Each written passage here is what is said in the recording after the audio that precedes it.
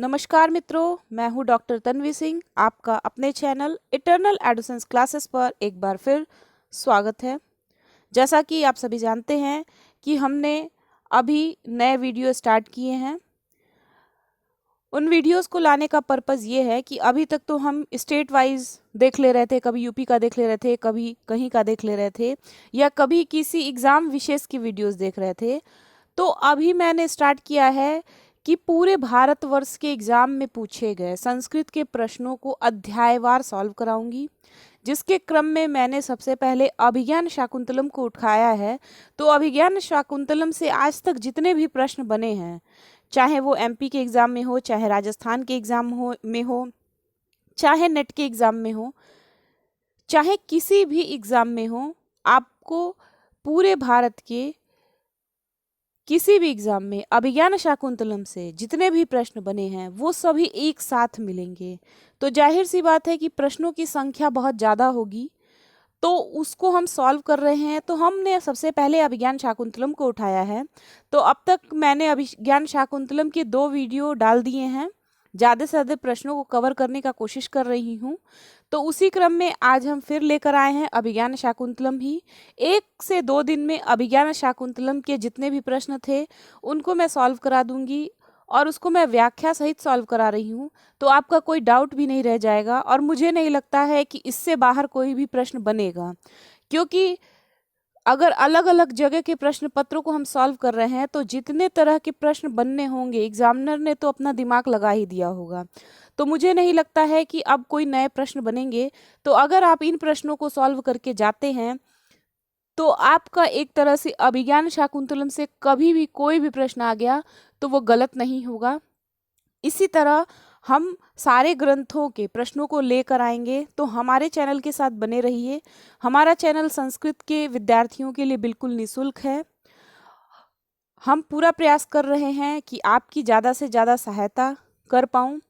तो जो भी मित्र ईमानदारी से मेरे चैनल को देखते हैं, वो इसको आप भी ईमानदारी से, जितनी ईमानदारी और मेहनत से मैं इस वीडियो को बना रही हूँ, आप भी इस वीडियो को देखिए।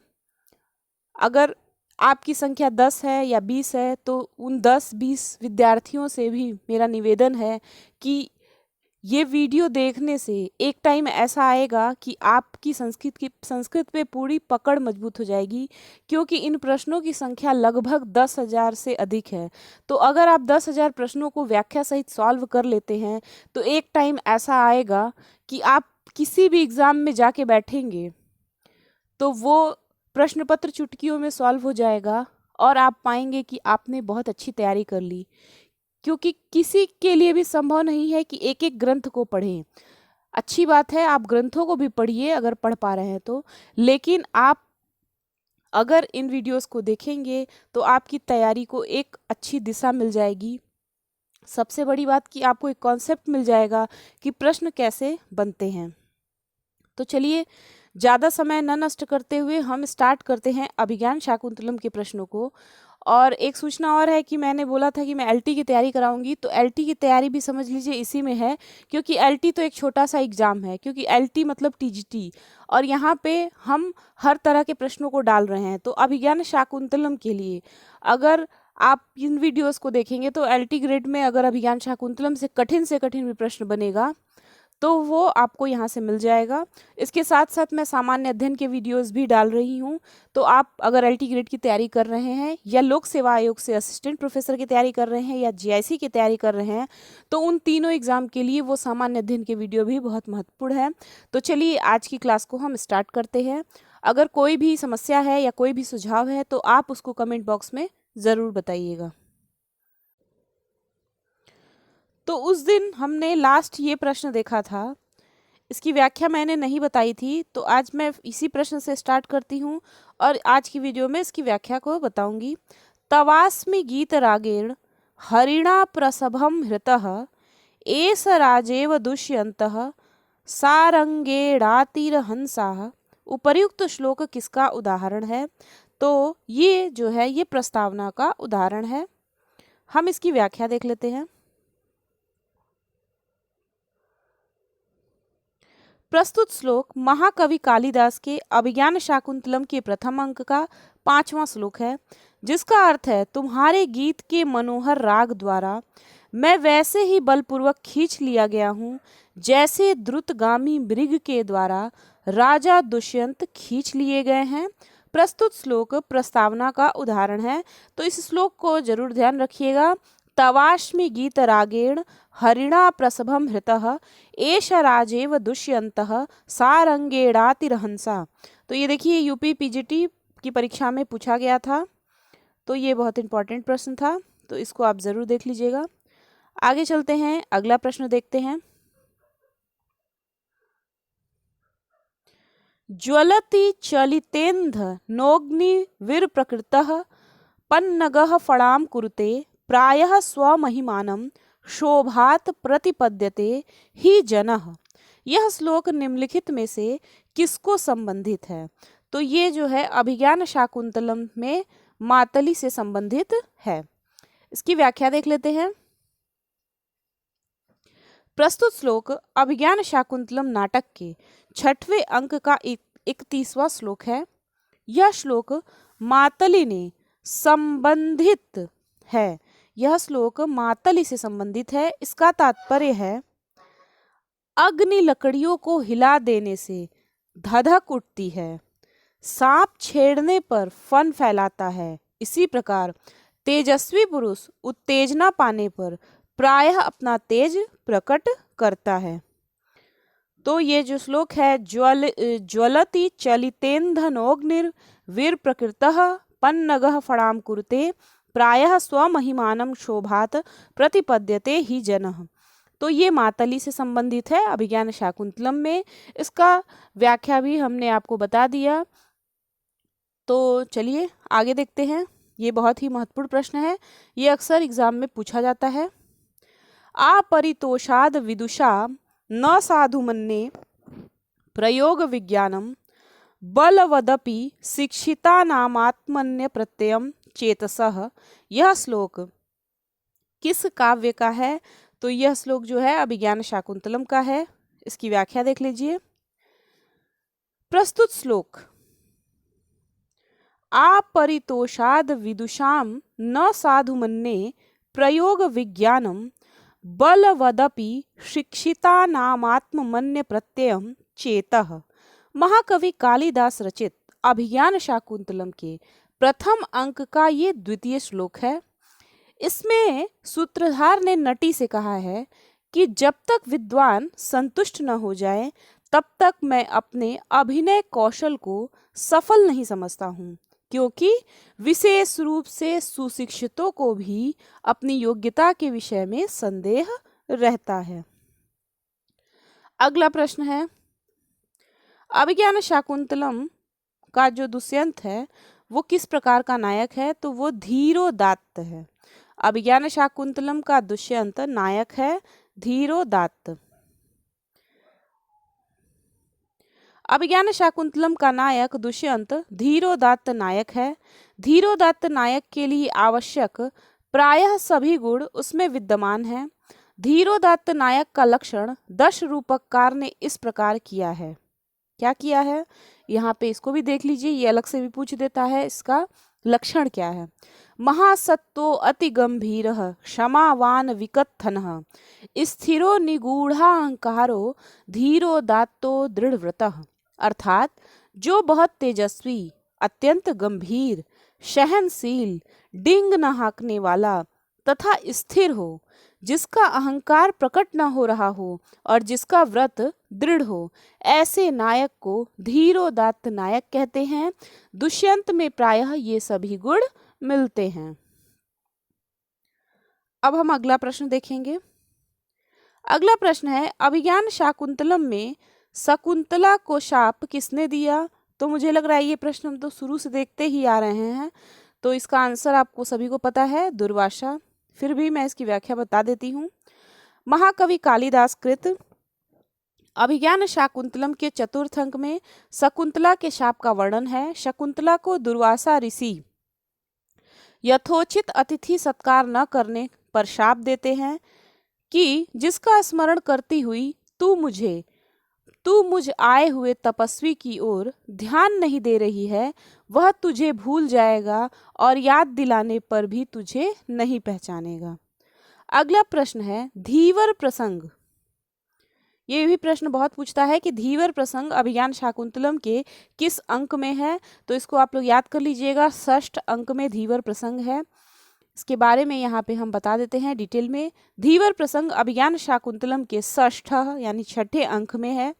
इस अंक में पुरुष कहता है, सुनिए मैं शक्रावतार पर रहने वाला धीवर हूँ।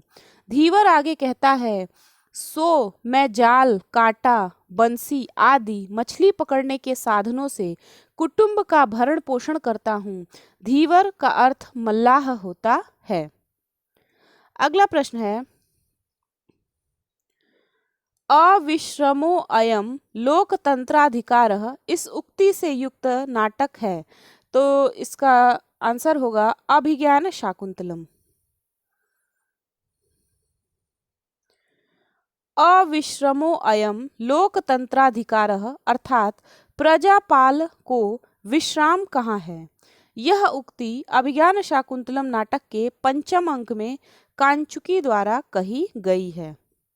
अगला प्रश्न है किसके आग्रह पर शकुंतला के प्रति दुर्वासा के अभिशाप में लघुता आई, तो इसका आंसर होगा प्रियंवदा।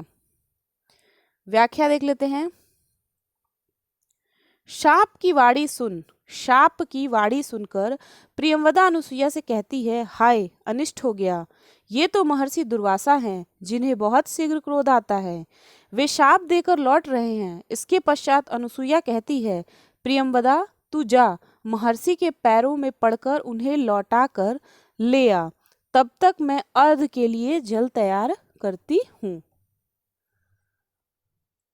अगला प्रश्न है कथाम प्रमत्तः प्रथमम कृतामिव, यह श्लोकांश है, तो यह श्लोकांश जो है अभिज्ञान शाकुंतलम का है।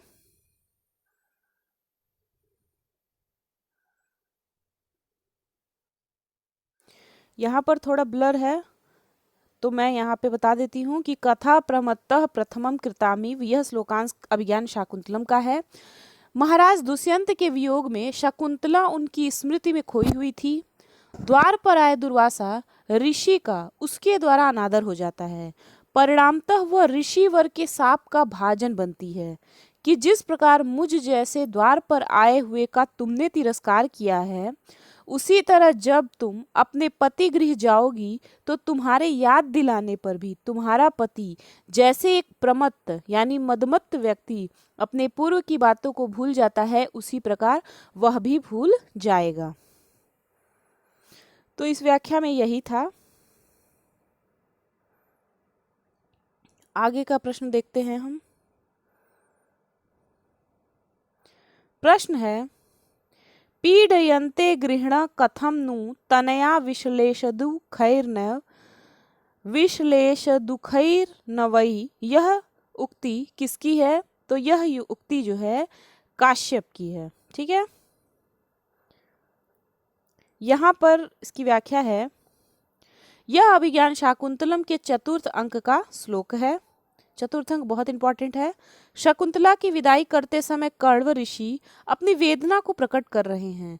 मुझ जैसे तपस्वी को शकुंतला की विदाई के समय इतना दुख हो रहा है, तो गृहस्थ लोग पहली बार पुत्री के वियोग से कितने दुखित होते होंगे।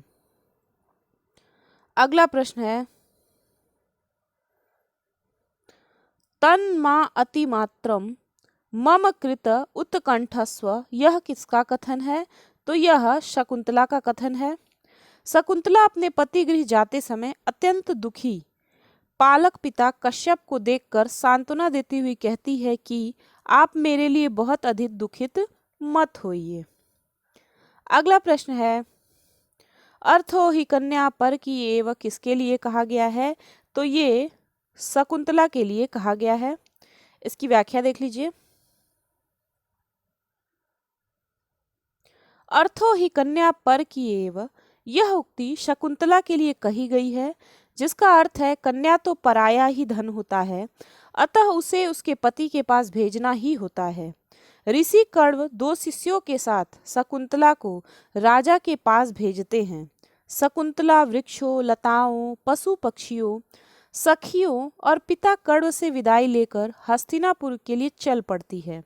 प्रस्तुत उक्ति विदाई के अवसर पर ऋषि कण्व द्वारा कहा गया है। शकुंतला की सखी कौन थी?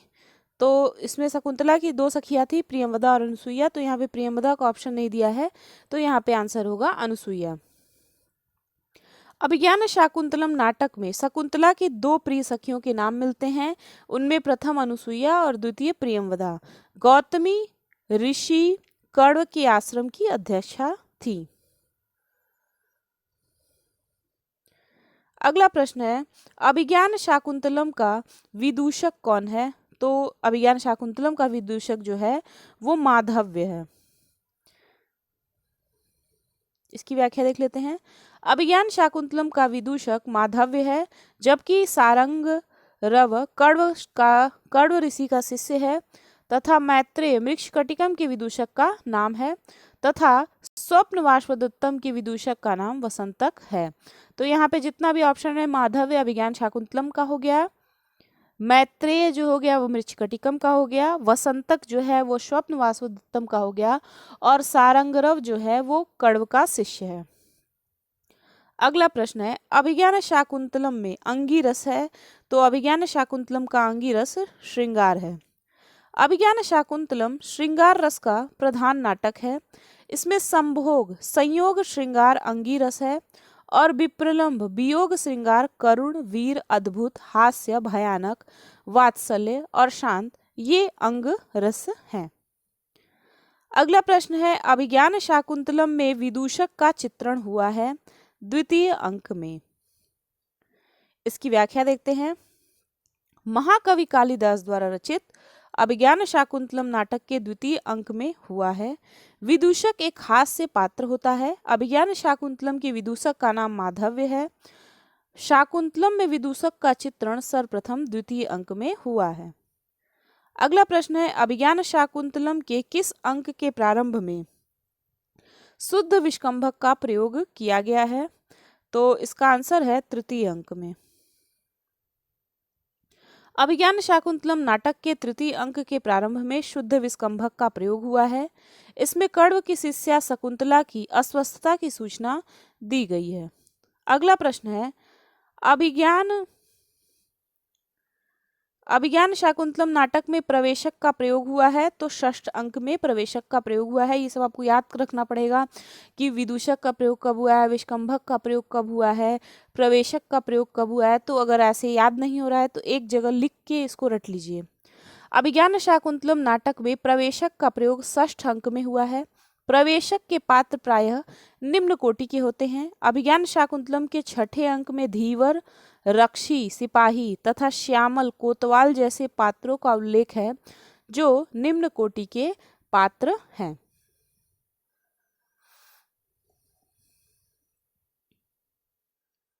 अब अगला प्रश्न है, ये बहुत ही इंपॉर्टेंट प्रश्न है, ये अक्सर पूछ जाता है और ये आपको पता भी होना चाहिए। प्रश्न है, गंड कस्यो परिपिंडकः संवृत है। ये जो है एक मुहावरा है। प्रस्तुत उक्ति गंड कस्यो परिपिंडकः संवृतः मुहावरे के रूप में है। इसका उल्लेख महाकवि कालिदास कृत अभिज्ञान शाकुंतलम में हुआ है, जिसका अर्थ है गंड अर्थात फोड़े के पिंड पर फोड़ा अर्थात घाव पर घाव देना। अभिज्ञान शाकुंतलम में मातली कौन था? तो मातली जो था वो इंद्र का सारथी था। महाकवि कालिदास द्वारा रचित अभिज्ञान शाकुंतलम नाटक में मातली इंद्र का सारथी था। इंद्र का सारथी मातली राजा दुष्यंत के समीप इंद्र का संदेश लाता है कि दानवों के लिए इंद्र ने आपको बुलाया है। अगला प्रश्न है, अभिज्ञान शाकुंतलम की कथा महाभारत के किस पर्व से संबंधित है? तो ये जो है आदि पर्व से संबंधित है। अभिज्ञान शाकुंतलम में राजा दुष्यंत और शकुंतला की कथा महाभारत की आदि पर्व अध्याय 67 से 74 तक प्राप्त होती है। अगला प्रश्न है, अभिज्ञान शाकुंतलम नाटक में वर्णित गौतमी है। गौतमी जो है वो कण्व की शिष्या है। अभिज्ञान शाकुंतलम संस्कृत साहित्य का ही नहीं अपितु विश्व साहित्य का सर्वोत्कृष्ट नाटक है। इसके 7 अंकों में दुष्यंत और शकुंतला के प्रेम, वियोग और पुनर्मिलन का वर्णन है। इस नाटक में वर्णित गौतमी कण्व आश्रम की अध्यक्षा है। अगला प्रश्न है, दुष्यंत के साथ शकुंतला का विवाह संपन्न होने पर उसकी सखियां हो जाती हैं। तो उसकी सखियां क्या हो जाती हैं? प्रसन्न हो जाती हैं। इसकी व्याख्या देख लीजिए। अभिज्ञान शाकुंतलम के चतुर्थ अंक के प्रारंभ में ही अनुसुईया प्रियंवदा से कहती है कि गंधर्व विधि से विवाहित होकर शकुंतला अनुकूल पति को प्राप्त हो गई है, अतएव मेरा मन प्रसन्न है।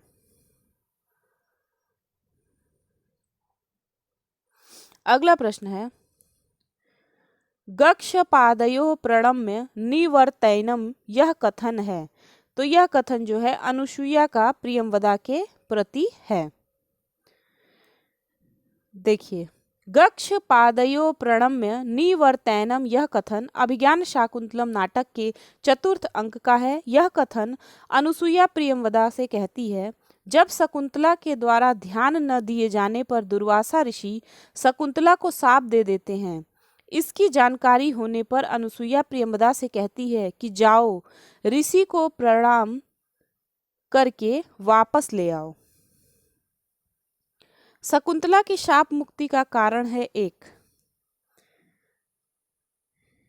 अंगूठी। आतिथ्य सत्कार न करने पर दुर्वासा ऋषि शकुंतला को शाप देते हैं कि अवसर आने पर तुम्हारा पति तुम्हें नहीं पहचानेगा। प्रियंवदा की प्रार्थना पर दुर्वासा आश्वासन देते हैं कि कोई पहचान दिखाने पर शकुंतला शाप से निवृत्त हो जाएगी। अनुसुईया और प्रियंवदा हैं। अनुसुईया और प्रियंवदा जो है शकुंतला की सखियां हैं। अनुसुईया और प्रियंवदा शकुंतला की सखियां हैं। अनुसुईया आयु में सबसे बड़ी है। दोनों ही शिष्ट, विनीत तथा मधुभाषिणी हैं। अनुसुईया गंभीर प्रकृति है जबकि प्रियंवदा हास्य प्रिय है। दुष्यंत की मन स्थिति जानने के लिए मेनका अपनी किस सखी को भेजा था? मेनका ने सानुमति को भेजा था। शकुंतला राजा दुष्यंत के गुणों पर मुग्ध है। दुष्यंत की मन स्थिति जानने के लिए मेनका अपनी सखी सानुमति को भेजती है। अभिज्ञान शाकुंतलम में अभिज्ञान शब्द से किसका बोध होता है? ये बहुत इंपॉर्टेंट प्रश्न है। तो इससे बोध होता है अंगुलीयक। कालिदासकृत अभिज्ञान शाकुंतलम में अभिज्ञान का आशय जिसके द्वारा पहचान कराया जाता है। यहाँ पर अभिज्ञान से तात्पर्य दुष्यंत के द्वारा पहचान के लिए दी गई अंगुलीयक अंगूठी से है। शकुंतला की माता कौन थी? तो शकुंतला की माता जो थी वो मेनका थी। शकुंतला की माता मेनका थी जो एक अप्सरा थी। तपस्वी विश्वामित्र के संपर्क में आने से शकुंतला का जन्म हुआ, जबकि कण्व शकुंतला के धर्म पिता थे। शकुंतला दुष्यंत के एक पुत्र का नाम है, तो उसका नाम था सर्वदमन। शकुंतला दुष्यंत के पुत्र का नाम सर्वदमन है। इंद्र नगरी से दैत्यों को नष्ट करके लौटते समय दुष्यंत मारीच के आश्रम में पहुंचते हैं। उसी आश्रम में पुत्र सर्वदमन एवं शकुंतला से पुनर्मिलन होता है। अभिज्ञानाभरण दर्शनेन शापो निवर्तिष्यत इति यह उक्ति किसकी है? तो ये दुर्वासा की उक्ति है। अभिज्ञानाभरण दर्शनेन शापो निवर्तिष्यत इति यह उक्ति दुर्वासा ऋषि की है। शाप के परिशमन हेतु उनका कहना है कि जब शकुंतला को दुष्यंत पहचानने से इनकार कर देंगे तो कोई पहचान की वस्तु दिखाने पर शकुंतला को पिछली घटना का ज्ञान हो जाएगा। अगला है, सेयम याति शकुंतला सर्वैरनुज्ञायताम उक्ति है। तो यह उक्ति जो है वो कण्व की है। इसकी व्याख्या देख लीजिए। अभिज्ञान शाकुंतलम नाटक के चतुर्थ अंक में यह उक्ति प्राप्त होती है। शकुंतला पति गृह गमन करते समय कण्व ऋषि आश्रम के पशु पक्षियों एवं वृक्षों से भी वह शकुंतला आशीर्वाद लेती है।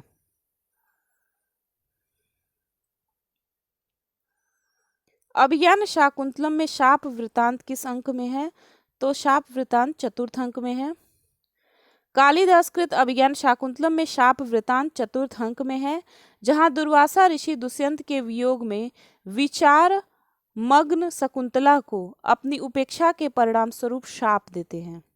अगला प्रश्न है, पातुम न प्रथमम व्यस्यति जलम, यह उक्ति अभिज्ञान शाकुंतलम में किसकी है?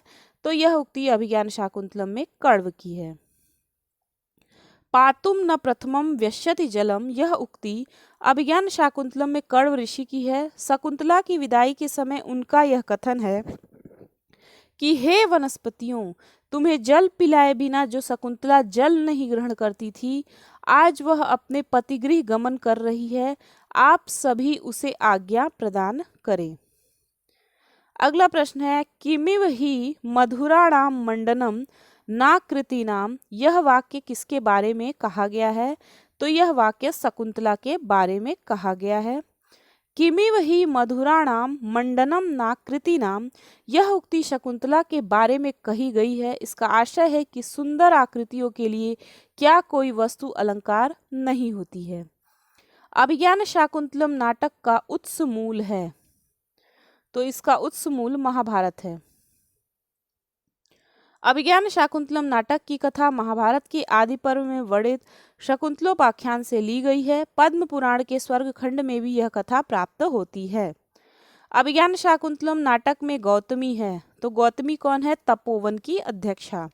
अभिज्ञान शाकुंतलम नाटक में गौतमी कण्व ऋषि आश्रम की अध्यक्षा, जो समय समय पर आश्रम की देखभाल करती रहती है।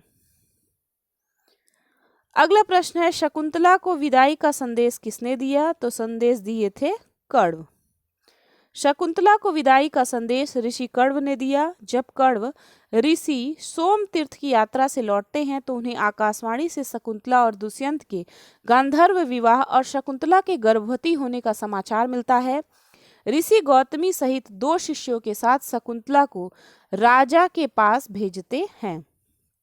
अगला प्रश्न है, मम विरहजाम न त्वं वत्से शुचम गणिष्यति, मम विरहजाम न त्वं वत्से शुचम गणिष्यसि, यहाँ मम से तात्पर्य है, तो यहाँ मम से तात्पर्य है कण्व। प्रस्तुत सूक्ति अभिज्ञान शाकुंतलम के चतुर्थ अंक में कण्व ऋषि द्वारा शकुंतला की विदाई के अवसर पर व्यक्त किया गया है। इसमें मम से तात्पर्य कण्व ऋषि से है। मम शब्द का अर्थ मेरा है। सुलभ कोपो महर्षि हैं, तो सुलभ कोपो महर्षि जो हैं वो दुर्वासा हैं। यह वृतांत अभिज्ञान शाकुंतलम कालिदास के चतुर्थ अंक में है, जहाँ शकुंतला की सखी प्रियंवदा दुर्वासा को एष दुर्वासा सुलभ कोपो महर्षि कहती है।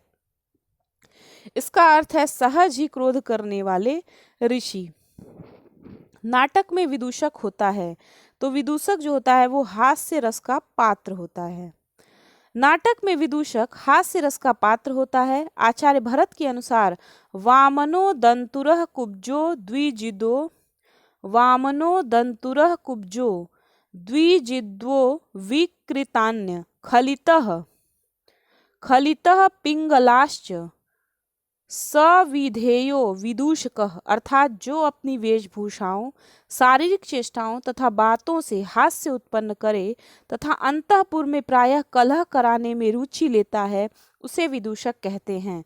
फिर से सुन लीजिए, वामनो दंतुरः कुब्जो द्विजिदो विकृतान्यः खलितः पिंगलाश्च सविधेयो विदूषक। तो जहाँ पे संस्कृत में आ रहा है उसको जरूर से ध्यान दीजिएगा, क्योंकि अब संस्कृत के एग्जाम का पैटर्न चेंज होने लगा है। कहीं कहीं ही हिंदी में प्रश्नों को पूछा जा रहा है, तो आपको ज़्यादा से ज़्यादा संस्कृत में ही ध्यान देना पड़ेगा। सर्वः कांतमात्मीयम पश्यति, यह सूक्ति वाक्य किसके द्वारा कथित है? तो यह जो है दुष्यंत के द्वारा कथित है।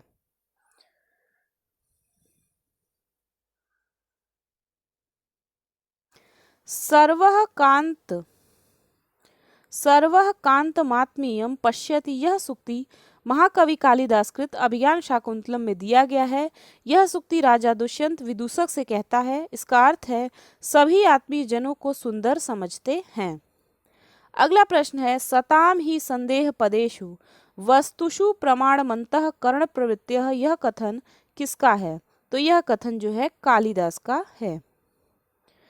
सताम ही संदेह पदेषु वस्तुषु प्रमाणमन्तः करण प्रवृत्तियः, यह कथन कालिदास कृत अभिज्ञान शाकुंतलम से लिया गया है। इस कथन को राजा दुष्यंत द्वारा शकुंतला के प्रति कहा गया है। अभिज्ञान शाकुंतलम के प्रथम सर्ग के 19वें श्लोक में कहा गया है, असंशयम छत्र परिग्रह क्षमा पदार्थमस्यामभिलाषी मे मनः सताम ही संदेह पदेषु वस्तुषु प्रमाणमन्तः करण प्रवृत्तियः। क्या यह संभव है कि यह शकुंतला कुलपति कर्ण की असवर्ण ब्राह्मणेतर पत्नी से उत्पन्न हुई है, अथवा संदेह करना व्यर्थ है? यह निसंदेह क्षत्रिय के द्वारा पत्नी के रूप में ग्रहण करने योग्य है, क्योंकि मेरा पवित्र मन इसे चाहता है। संदेहास्पद विषयों में अंतःकरण की प्रवृत्तियां ही प्रमाण होती हैं। अगला प्रश्न है, वामा कुलस्याधयः में वामा का अभिप्राय है। तो वामा का मतलब है कहे गए ढंग के विपरीत आचरण करने वाली स्त्रियां। वामा कुलस्याधमः में वामा का अभिप्राय है कुल के विपरीत आचरण करने वाली स्त्रियां। यह पंक्ति अभिज्ञान शाकुंतलम के चतुर्थ अंक से गृहीत है। इस श्लोक में शकुंतला को सामाजिकता सीख का परिचय कराया गया है। अगला प्रश्न है, दिष्टया धूमाकुलित दिष्टया धूमाकुलित दृष्टेरपि यजमानस्य पावक एवाहुति पतिता। इस वाक्य में पावक शब्द से किसको संकेतित किया गया है? तो इसमें यज्ञशाला को संकेतित किया गया है। इसकी व्याख्या देख लीजिए। उक्त प्रश्न में पावक शब्द दुष्यंत की ओर संकेत कर रहा है। उक्त पंक्ति का आशय धुएं से व्याकुल दृष्टि वाले यजमान की आहुति ठीक अग्नि में ही पड़ी, जो सौभाग्य की बात है। अगला प्रश्न है, अनुसुईया एवं प्रियंवदा ने अपने किस ज्ञान के आधार पर शकुंतला को आभूषण पहनाया? तो इसका आंसर होगा, यहाँ पे थोड़ा ब्लर है बट मैं इसका आंसर बता दे रही हूँ, चित्रकारी में आभूषणों के प्रयोग से प्राप्त ज्ञान के आधार पर इन्होंने पहनाया था। अनुसुईया एवं प्रियंवदा ने अपने चित्रकारी में आभूषणों के प्रयोग से प्राप्त ज्ञान के आधार पर शकुंतला को आभूषण पहनाया। शकुंतला को आभूषण वन देवताओं ने प्रदान किए थे। तो आज हम इतने ही प्रश्न पर आज की क्लास को यहीं पर विराम देंगे, क्योंकि प्रश्न बहुत ज़्यादा हो जाएंगे, वीडियो बहुत लंबी हो जाएगी तो आप देखेंगे नहीं। तो इसलिए आज की क्लास को यहीं पर विराम दिया जाता है। अगली क्लास हम जल्दी ही लेकर आएंगे। आप सारे वीडियोस को देखिए, क्योंकि मैं क्रम से ही ला रही हूँ। जैसे ही अभिज्ञान शाकुंतलम खत्म होगा, हम तुरंत दूसरे ग्रंथ की तरफ बढ़ जाएंगे और जल्दी से जल्दी इन पूरे प्रश्नों को सॉल्व करेंगे, ताकि आगामी कोई भी परीक्षा मिल जाए तो उसमें आपको 100% सफलता मिल जाए। वीडियो कैसा लगा इसको कमेंट बॉक्स में ज़रूर बताइएगा। अगर आपकी कोई भी समस्या है या आपको किसी भी सहायता की ज़रूरत है तो आप हमें कमेंट बॉक्स में ज़रूर लिखिएगा। हम कमेंट को ज़रूर पढ़ते हैं और उसका रिप्लाई भी ज़रूर करते हैं। जो बच्चे हमें कमेंट करते हैं उन्हें पता है कि उन्हें समय समय पर उसका रिप्लाई ज़रूर मिलता है, और वो जैसे भी वीडियो की मांग करते हैं कि हमें इस टाइप की वीडियो चाहिए, तो हमारा प्रयास रहता है कि वैसे वीडियो बच्चों को प्रोवाइड कराया जाए। तो मिलते हैं अगली क्लास में, तब तक के लिए धन्यवाद। नमः संस्कृताय।